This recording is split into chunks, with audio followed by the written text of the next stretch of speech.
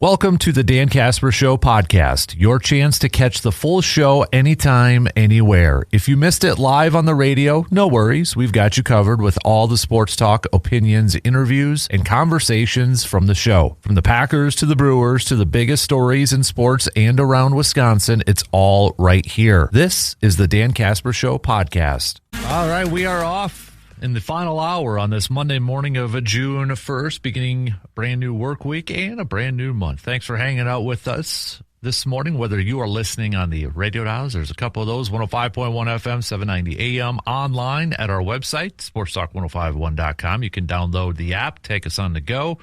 Your smart devices, smart speakers like your Alexa devices, YouTube, all over the place here. Coming up in a little bit, Justus Cleveland from WEAU 13 News will be joining us in studio as we are going to be taking a look at some softball playoff games that have been going on. Also, baseball playoffs going to be going on for the prep side, soccer, golf, kind of putting a bow on a lot of our spring prep sports seasons. So Justus will be joining us to break all of that down. We kick off this hour, though, like we're going to be doing every Monday during the summer, catching up with our good friends from the Eau Claire Express, and 1 week in already. And to help us break down is the man, the voice of the Eau Claire Express, Mr. Pete Knutson. How you doing, man? I'm good. How are you? Not bad. How many years now? Oh, God.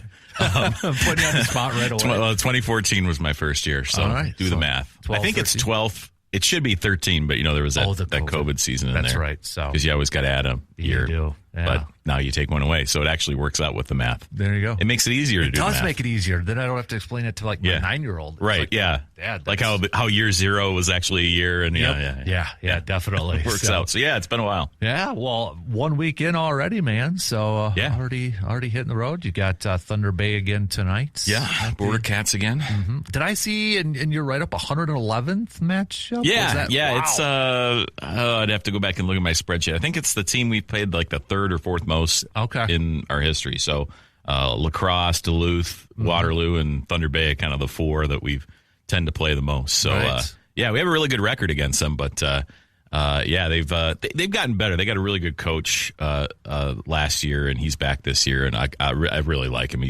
The league has us interview whoever wins afterward for our video stream. So, unfortunately, when opponents win, I have to talk to them, which isn't my favorite thing in the world. But he's a good dude, and it should be a fun one tonight. Well, I know we're just a week into the season, but it seems like the pitching for the Express has been pretty solid to open up the year. Yeah, first in the league in strikeouts, 86, something like that. Mm-hmm. Sorry, I put those notes together, Dan, at like 1 a.m. each night. So.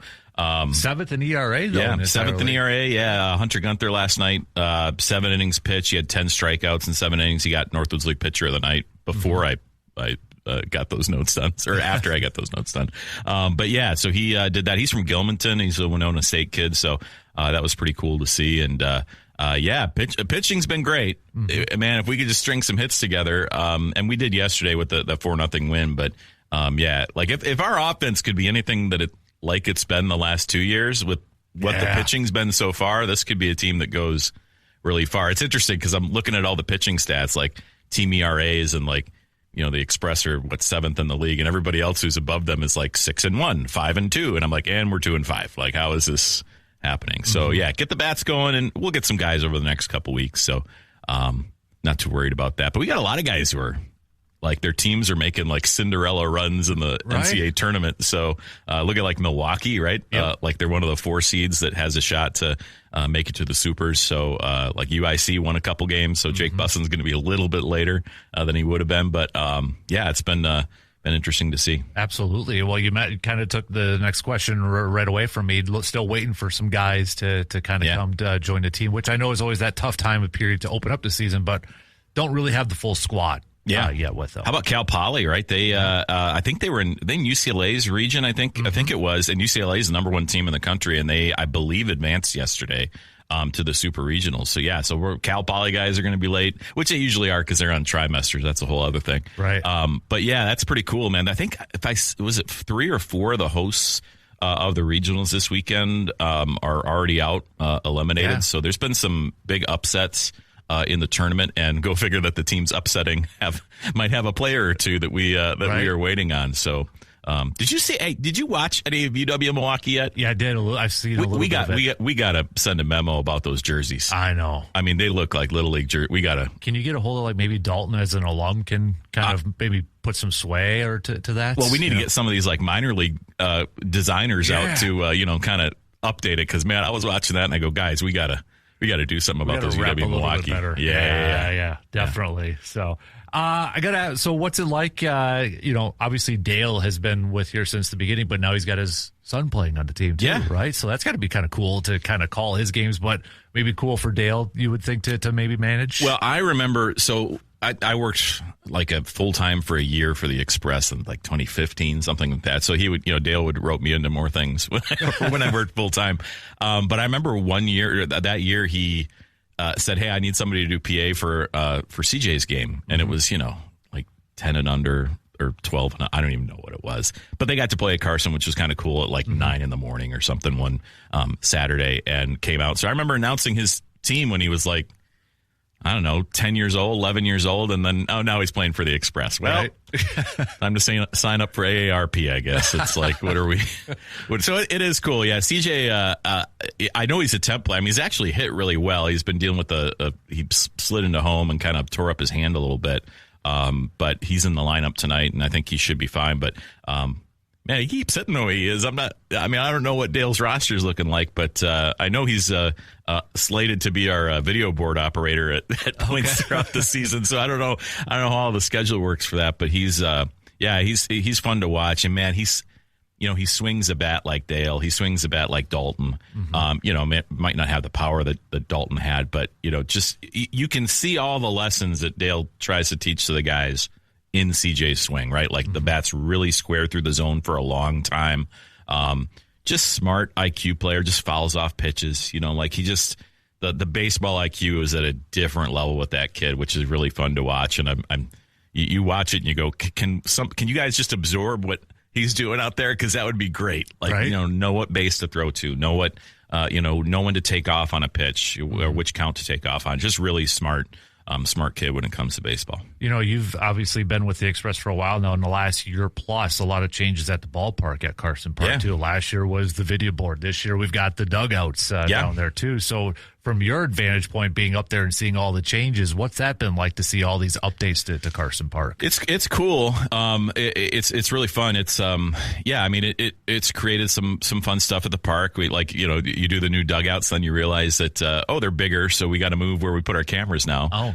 Just like little things like that. But yeah, that's been cool. We actually added all of our broadcast cameras to the video board yesterday. Oh, nice. So now, like in between inning games, we can. We actually got a really good shot of they were playing cornhole in between innings, and we got our high home camera to get the kid throwing it right through the hole at the right time. So and got that up on the video board, which is pretty cool. So we added that, which is nice. Like after this season, we got bleachers coming out and new construction things on the first base side. So I'm excited. It's been really cool to watch that come along. The thing I don't like about it is now with the roof on the dugout, I don't get to see the guys up on the railing from my spot, especially late in a game, like when there's a rally or something getting into it. So I'm asking our camera operators to give me more. Hey, show me the guys down there. What are they doing? So that's a little bit of adjustment, but it's really cool to see that coming, because we're not far away from.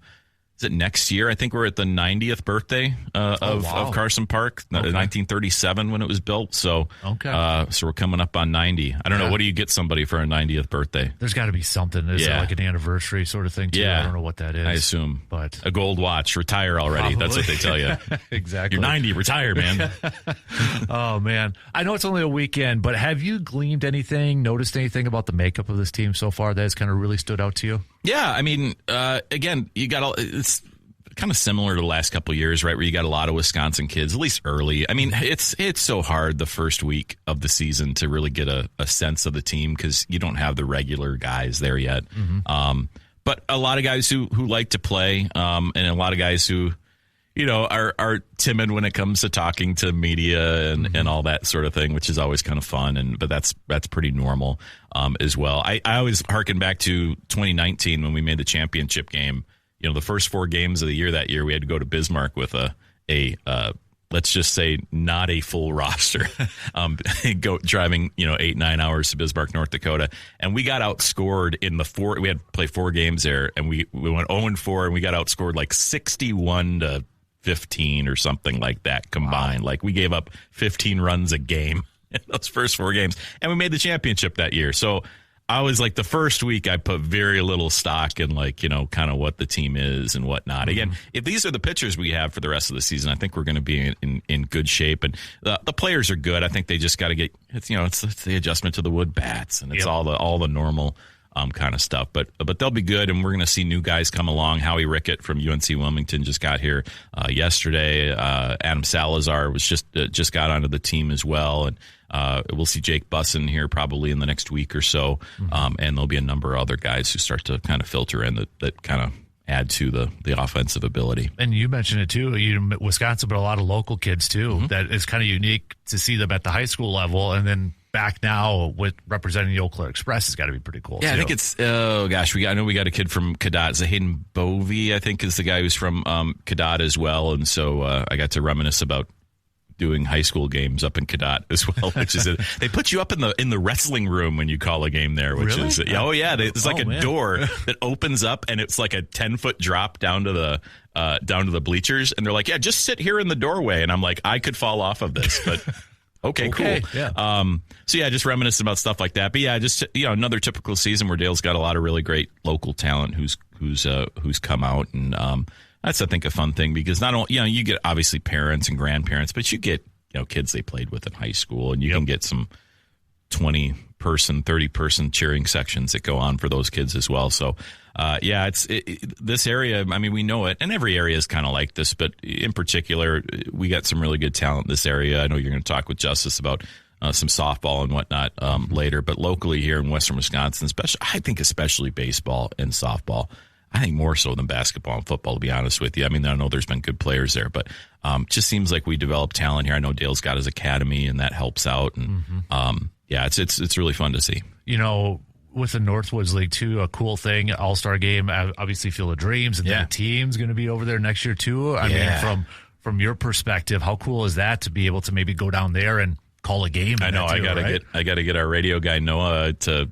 I got to convince him. Well, I don't know. We'll see if he's back now. I mean, he might come back next year just to go call the games in Dyersville. So, but whoever it is, I'm going to have to. Hey, why don't you take vacation those 2 days? Yeah, exactly. I can go down to Iowa and hang out there. In fact, the league was talking about it in one of our meetings. They're like, this is going to be the biggest press box we have, right? Like, they built it for an MLB situation. So, yeah, it's going to be cool. I think it's kind of a test run with the All-Star game, right? There. And I don't know what they've done in Dyersville around in terms of like hotels and what, they've done to kind of develop that area as well. But Dyersville is like, 2,000 people, something like that. It's a small area.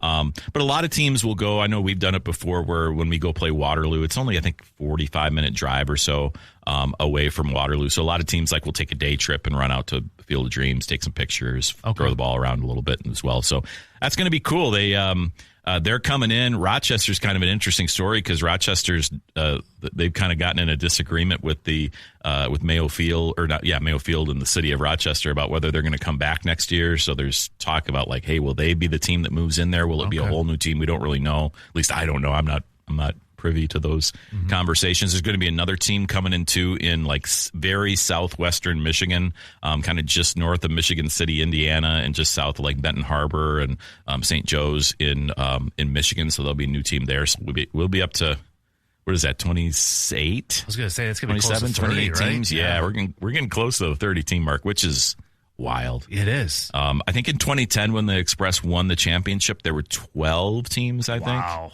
In the league, so it just kind of shows you how much it's grown, and you see the new teams popping up. The Richmond Flying Mummies now as a team in Indiana, I think. So new teams popping up all the time. So it's fun. I know you just got done with the Fond du Lac series. You got Madison and a home and away coming up later on this week or middle of the week here, a couple days, and then Wausau. I always like it when we see the Wisconsin teams go against each other, right? So I know Craig talked about that last week and such, but maybe potentially more of that with more expansion, right? If they kind of readjust, hopefully. Yeah, who knows? Yeah. I mean, you get enough teams, they're going to start probably having to make more different divisions and whatnot, right? That was 2016 when they went to the 4-division idea, the Great Plains West East and the Great Lakes East West as well. So yeah, who knows, 5, 6. I'm sure there's smarter people than me coming up with those decisions. Hopefully hopefully it kind of it allows us to play a lot of Wisconsin teams, which I think is good, and it saves people on travel. That's I think the big things there. But yeah, that'd be sweet. Yeah, playing the Wisconsin teams will be fun. I mean, lacrosse is I think the one, right, where I think the management for both teams, there's no rivalry, but the fans I think really feel that rivalry, and that's really developed over the years. So that's become fun, and you can tell. I mean, you can tell there's some people when you go down to lacrosse, there's some people in the press box who kind of give you the funny look, and it's been a good healthy rivalry there too. So that's kind of been the one that's really blossomed, I think, in the last 5 to 10 years. Well, before we let you go, kind of taking a look, we got a game tonight at Thunder Bay, and then you got Madison, quick road trip to Madison, then you're back at home at Carson Park, and then a little bit of an extended road trip with Duluth and Bismarck and Wilmer on there too. With these early long road trips, how beneficial though could it be for a team kind of still maybe getting to know each other at this point? Yeah, I think that the road thing in the Northwoods League is, I don't say underrated, but it's one of those where. Yeah, I mean, these guys don't know each other, right? So they show. So if you're playing home games to start the season, you play and then you go back to your host family and maybe hang out. And if there's not somebody who's kind of the ringleader to say, hey, come over to my place or let's all hang out together, they don't really get that team bonding. So so the road trip kind of forces that, right? Because especially when you're going up to North Dakota, you're going to be on the bus for a long time. So they're going to be playing games and watching movies, less so than normal, right? Like now that everybody's got streaming on their devices, they don't just like put a DVD in. They're like, what's a DVD? Oh yeah. So I remember when we first started, we had a assistant coach who wanted to show old highlights that he had from playing in college or something like that. And he was like, can we get a VHS on this bus?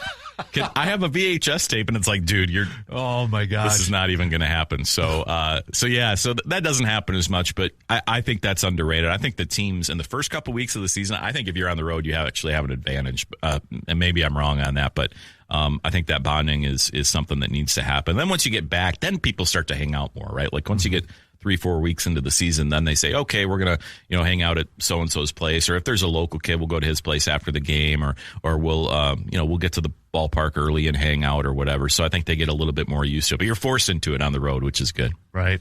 All right, Pete, set us up for tonight again. Last 4 games in a row against Thunder Bay, the series finale tonight. Yeah. Kind of take a look at tonight's game before you hit the road. First pitch time and everything? 6:35 tonight. I know CJ Varshow's back in the lineup, which should be good. Luke Ryerse's pitching for us, who's a local guy out of Woodbury, and he pitches at the University of Minnesota. Also on the football team there as well. So he's a dude, a dude amongst dudes, and should be fun. So yeah, got to get a couple wins strung together. Try to get back to 500 before the mainstay guys get here, and then we'll see how it goes as we get into the season. All right, Pete, thanks for stopping by and helping us preview and recap the first week of the Express season. Looking forward to more chats with you, sir. Yeah, no problem. All right, we're going to take a quick break, and I just saw Justus walk by and gave us a weird, funny look. So he does that. Yeah, right.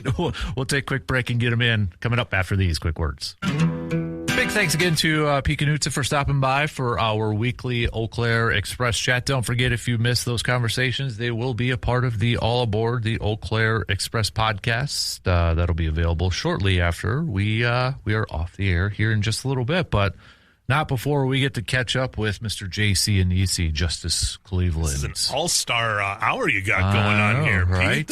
Pete, and then you. Yeah, I'm batting ninth in the lineup. You're the closer. You're the closer. You're the Mariano Rivera. No, I'm the 80s week hitting shortstop that they put ninth. Pokey Reese. Got a great glove. Oh, man. Well, how's it going, man? I know It's busy. It really is. I mean, it just kicks in. It kicked into full gear last week, but this week is just another beast. This is arguably, each season has it. This is that busiest week of the season, right? For the spring, it's nuts. I mean, today we were just kind of talking off air. It's like nothing today. Why?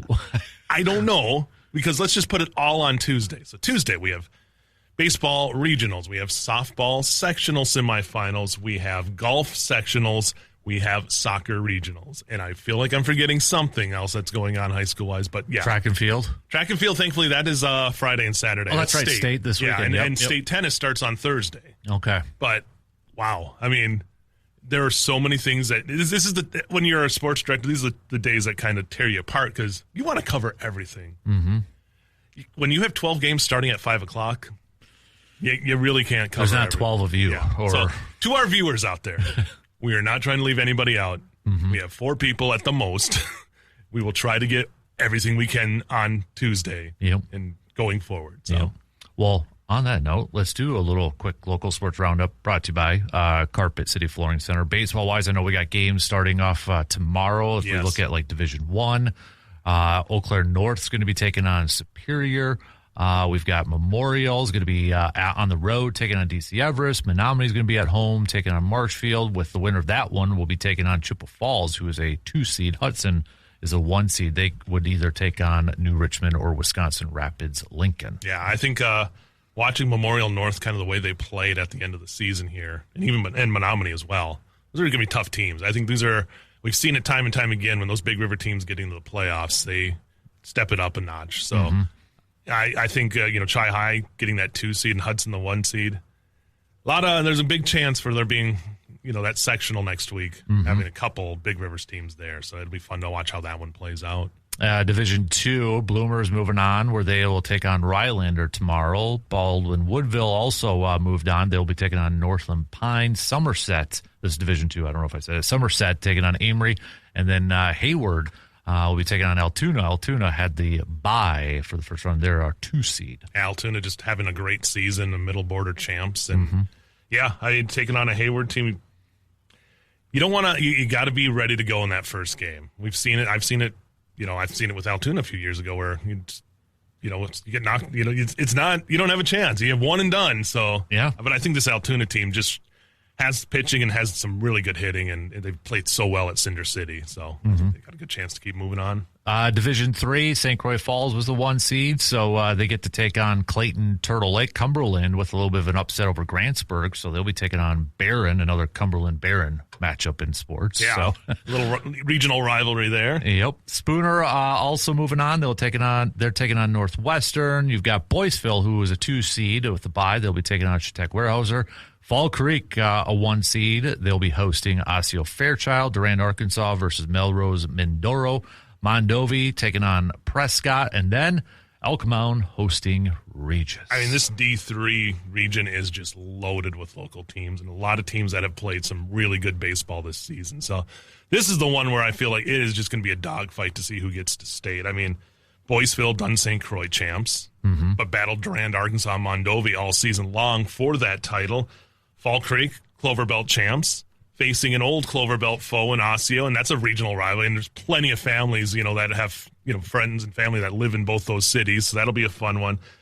Regis Elk Mound, another one, another Clover Belt rivalry there, and they'll be battling each other. So, and I know there's a ton of other games, but that D3 is loaded. Boyceville, watched a lot of them. Fall Creek, I mean, man, there are some good matchups. Not only just this round, but moving forward in this one. So that'll be that to me is the one that just really, for locally, that is where we have probably the most teams. Division IV, Shell Lake's the top seed. They're going to be taking on Drummond. And we got Solon Springs Northwood taking on Hurley. Webster, Schwamigan, Mellon taking on Luck Frederick. That's the ice just got off our lakes. Eau Claire Emmanuel Lutheran, who has had a very good season. They are a 1 seed, and they will be taking on Spring Valley, Bruce Gilman, Glenwood City, Flambeau, and then Loyal taking on Clear Lake. And I know on the other side of that D4 one, we got CFC, Blair Taylor, and then Hillsborough and Oliva Strum too battling. So, a lot of D4 teams as well going on there. Emmanuel, they're a team that, they went off, they were red hot for a while, took their couple of lumps, but have battled back, and I think they've kind of steadied the ship as they get into the playoffs. Blair Taylor's been amazing. Oliva Strum lost, obviously, for teams that made a run to the championship. Lost a lot of those players, but still got it. Never hurts when you have kids that have watched teams make those runs because they learn what it needs to be to win. So, I mean, if you look at those regionals, just all of them, it's going to be a fun Tuesday for action there. Yeah. And then softball-wise, we're going to find out here this week who's going to be going to state in Division I. Kind of some upsets across the board. River Falls is a 9 seed upsetting number 1 Toma, so they're taking on Marshfield, who was a 5 seed that took down number 4 Hudson. And then on the bottom end, a Chi High team that should be no surprise that they're a high seed in softball, taking on number 3 Holman. Not to look too far ahead, but if we get Chippewa Falls versus Marshfield, I'm getting girls basketball flashbacks. Yeah, I think Chi High always ends up facing Marshfield in some kind of playoff sport. So it's almost like it's inevitable. But they're going to have their hands full with Holman. Holman's a tough team, so I mean that's going to be a good matchup there. And just again, we'll see it as we keep going here. The Chippewa County being well represented in these playoffs. And then Division II, we got Baldwin Woodville taking on West Salem. My Medford taking on Mosinee.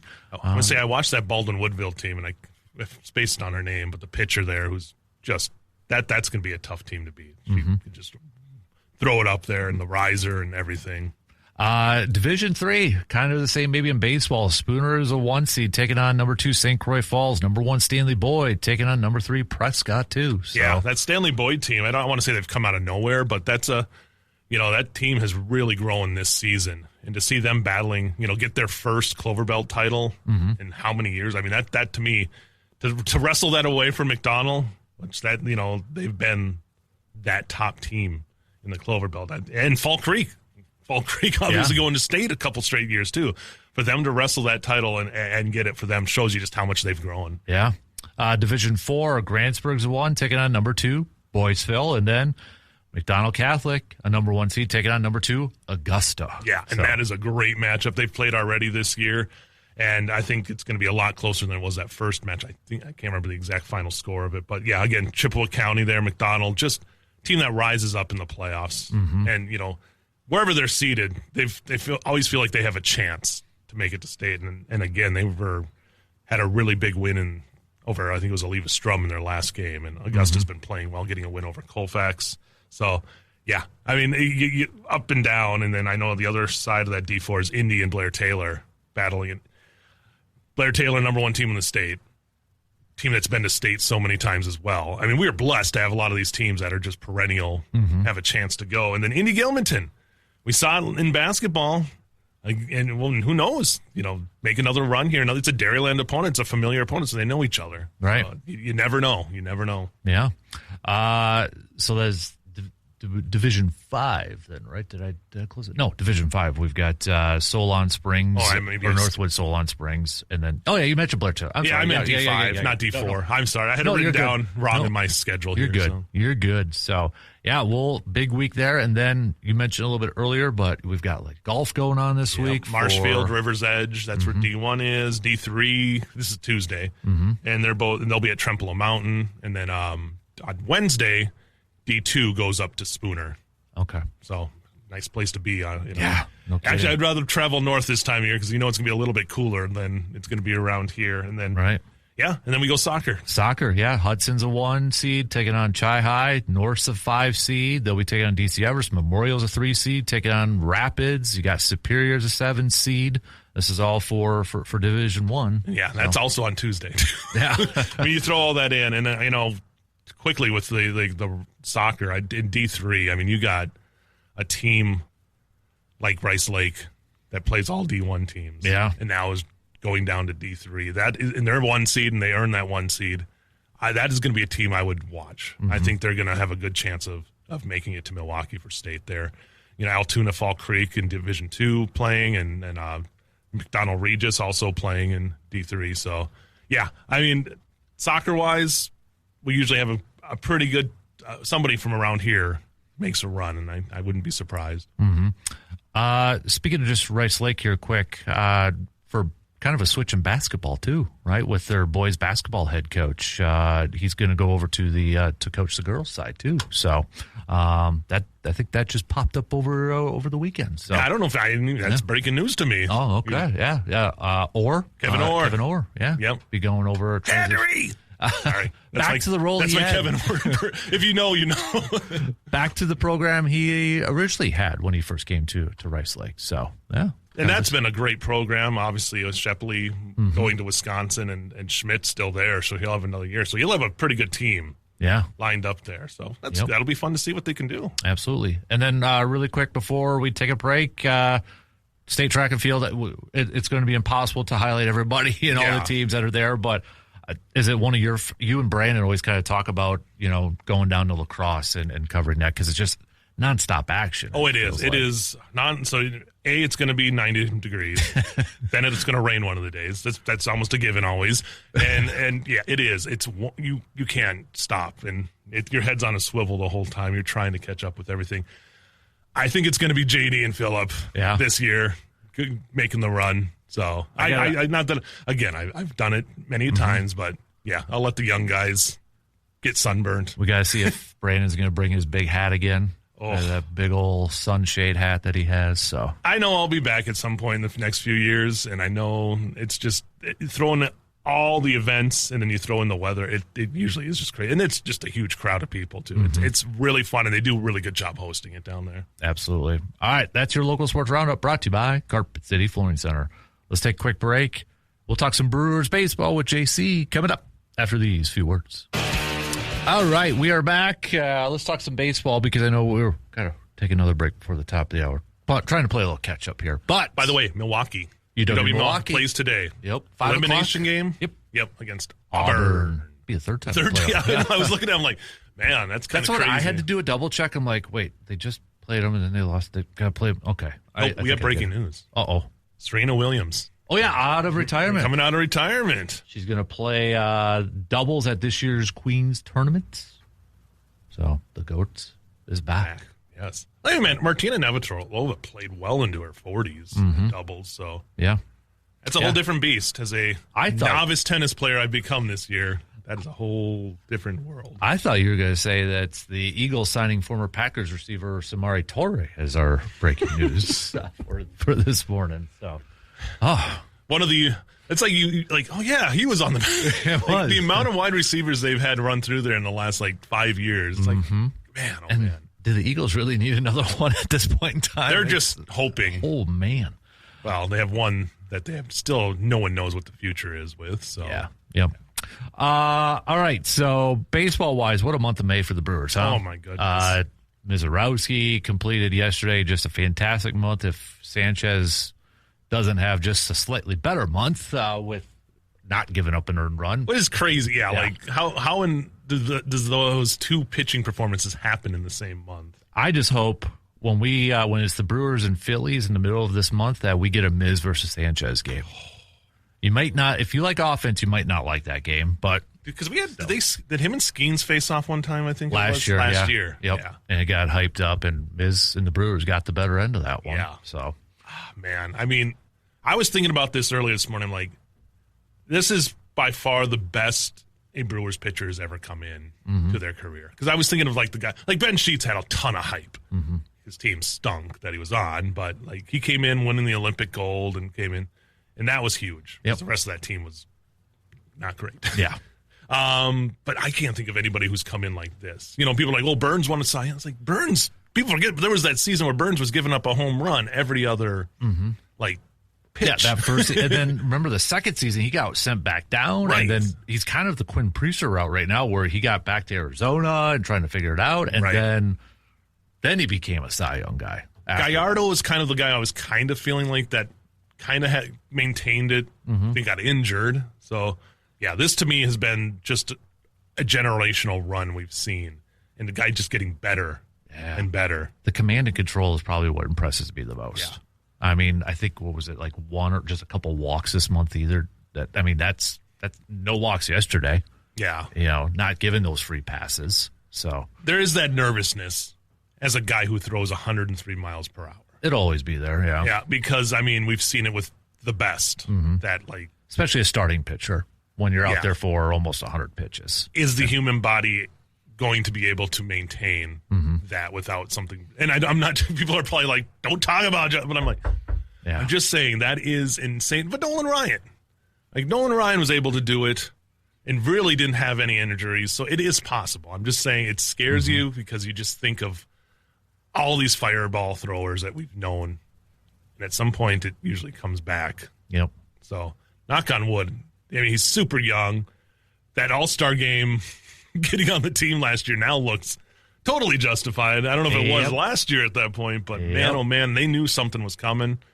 And when he like his post-game interview after his first game last week, where he's like, yeah, trusting I can throw it up in the zone at 103. Yeah. Like he knows. Well, it's like they can't hit it. He was yesterday, what do you think about your .23 or .23 ERA? Yeah, it's pretty good. It's all right. Yeah. It's funny because you see him kind of like he gets more emotional out there. And people have a problem with that.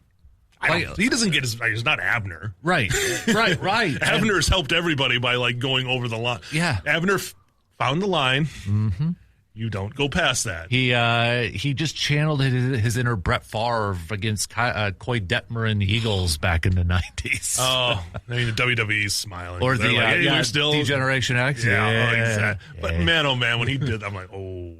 I mean, I was listening. It's funny because I was listening to the radio.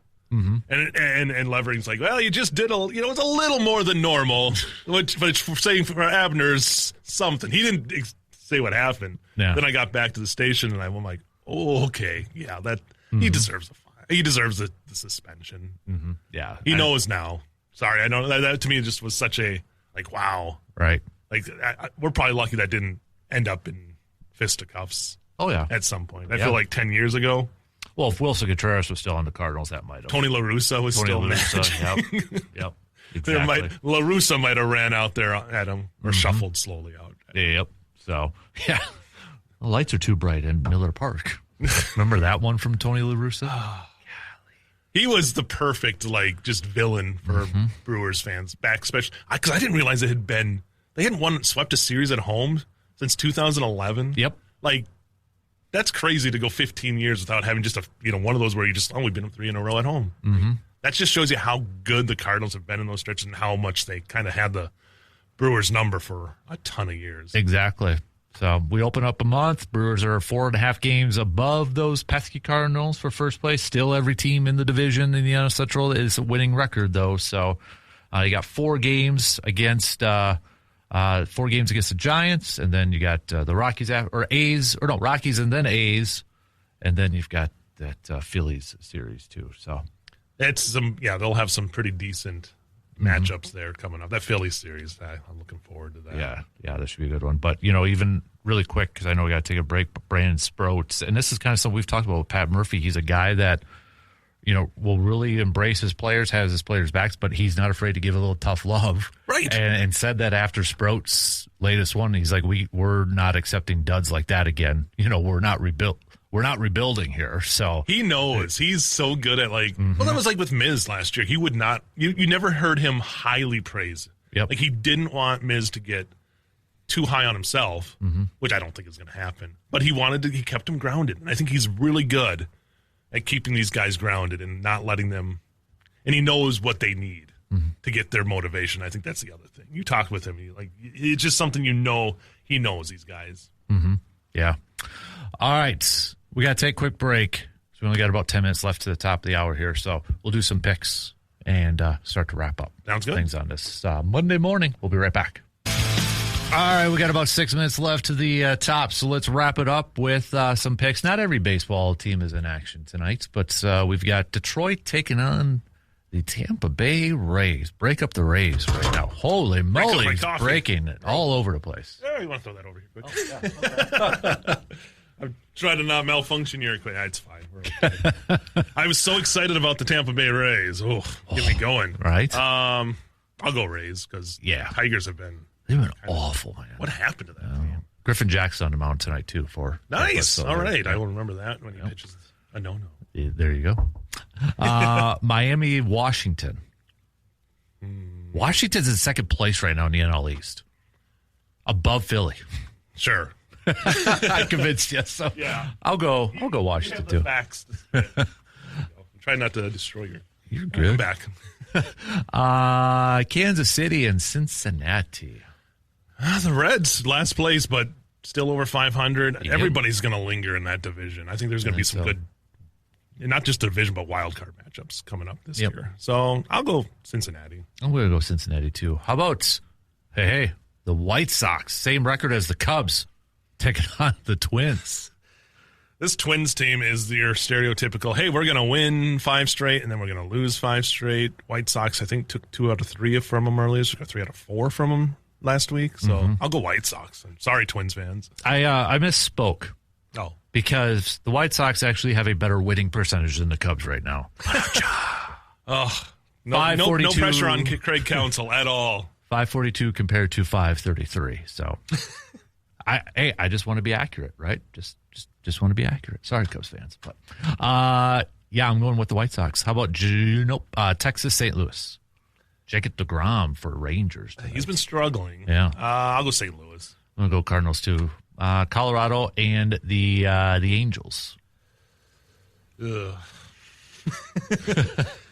Somebody has to win. Let's go Colorado so they tie them with 23 wins. Yep. Man, oh man. I'll go Rockies too. The Angels have just been mediocre at best the last. Yep. Poor Mike Trout. I know. Dodgers, Diamondbacks. Ooh, good matchup.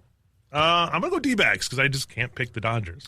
I'm going to go D-backs too. It's in Arizona. You got Eduardo Rodriguez on the mound for the Diamondbacks. He's having a solid season. So, yeah, I'll go with the Diamondbacks. Mets and Mariners. Oh. Mariners back in first. I'll go Mariners. I'll go Mariners too. And then Giants versus the Brewers. Oh, of course. I'm going to go with the Brewers. Shane Drone. For some reason, I always seem to have the Brewers number a little bit too. But Willie Adames coming back again. So, yeah. He's got 8 home runs so far this year. I was still with this team that's not 13 games below 500. So, all right, those are your picks. Before I let you go, since you won't be here later on this week, give me your finals picks for both Stanley Cup and the NBA. So you got Carolina versus the Vegas Golden Knights, and then the rematch of the 99 strike-shortened NBA season. The A-seeded Knicks versus the young Tim Duncan, David Robinson Spurs teams. Let's start with Stanley Cup. I don't like either of these teams, but I think I don't like Vegas more. So I'll go Carolina. It's just tough because, like of all the teams I would be cheering for, neither of those are teams I would. So, but the way Vegas is kind of, torts, not like snubbing the media and all that stuff that came out about Vegas. I'm going to go with the Canes. And then Knicks, Spurs. You got the Spurs. Yeah. I love the Spurs. I've always liked that organization, even before Popovich, back when it was Larry Brown and David Robinson there. It's just been one of those teams that's always been like kind of a B team.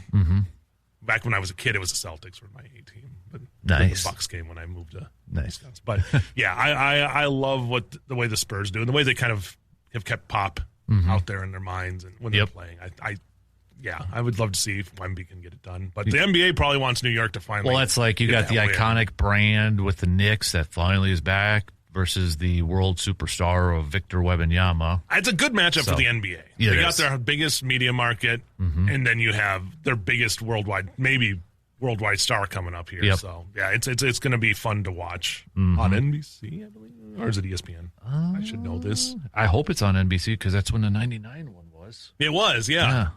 What's let me double check. I don't know how the media rights work. It is. Oh, that doesn't help me. It didn't tell me at all right there. As a person who works for an NBC station, it's kind of embarrassing for me. But I'm kind of hyper focused on the local. Right now. It is exclusively on ABC. So, okay, yeah. I wonder if they flip flop kind of. Year by year. So, darn it. Yeah. Well, it means I'll be going on time. Yeah. So we got that at least. There you go. So, all right, 30 seconds left. So, best of luck this week. Keep up the good work. I know you guys are busy, but you guys do a fantastic job. So keep up all the good work and covering everybody. I got to just give a shout out to the crew, JD and Phillip and Dwayne as well. Just run out there and do as much as they can. So I appreciate it. We'll put on some sunscreen. Yes, indeed. Yeah, we'll do. All right. Sunscreen. Have a good day, everybody. Same place, same time. Tomorrow morning.